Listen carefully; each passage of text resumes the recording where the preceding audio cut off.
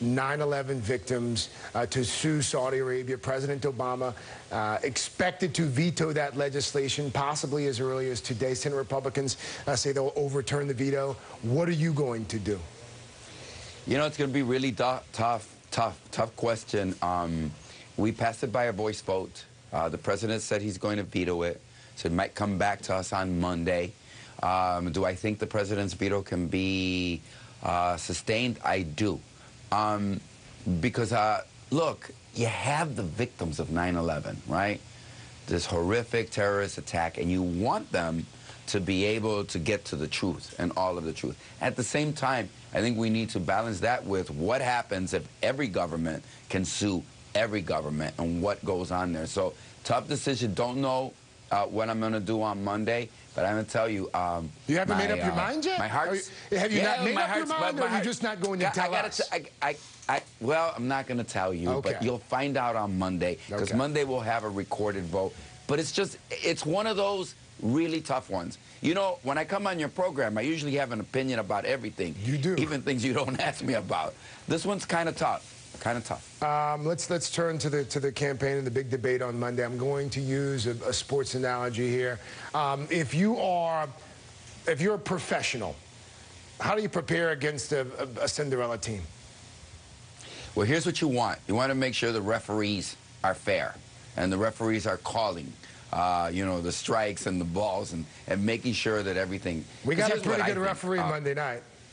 Well, good. Then the referee will not allow Donald Trump to use his lies and misinterpretations and his exaggerations. You know, no one, I can't remember a presidential campaign when someone's got as many Pinocchios as Donald Trump has. And, of course, there's so many of them, and they come in such run right after another. You can't keep up with them. So if they keep the stuff on the facts and don't allow him, I think we're going to have a fine debate in which we can discuss the facts. Here's the other thing. Look, I don't want to overestimate Hillary Clinton's ability, but she's not going to have enough time to give the answer. She's a policy wonk. She understands these things. I think Donald Trump's real problem is, how does he fill the time?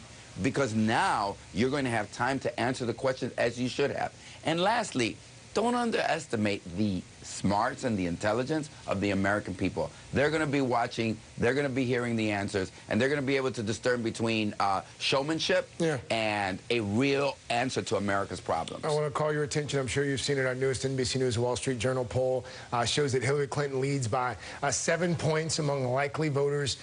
But if you look at some of these battleground polls, she's virtually tied, if not behind Trump, in some key swing states. She is a former Secretary of State. She's a senator from a massive state. She has spent more than $100 million on TV ads. Why has she not been able to close the deal yet?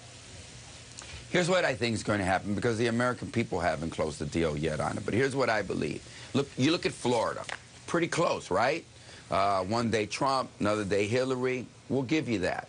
But who has the infrastructure to get out the vote on Election Day? That's the Hillary Clinton campaign. And that's what you're going to find, that kind of methodical get out the vote campaign and infrastructure that a campaign has. It isn't someone who has not prepared for the eventuality of almost everything. And so I think there's that. There's another. I got to tell you that I really believe that Latinos particularly are just being undercounted in these polls, in Florida and elsewhere. Look, I usually get about 30,000 votes in a primary.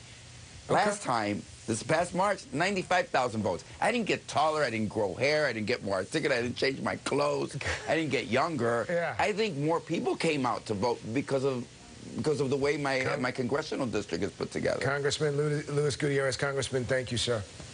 Thanks. Be sure to watch tomorrow evening, MSNBC, Global Citizen Festival, live from New York.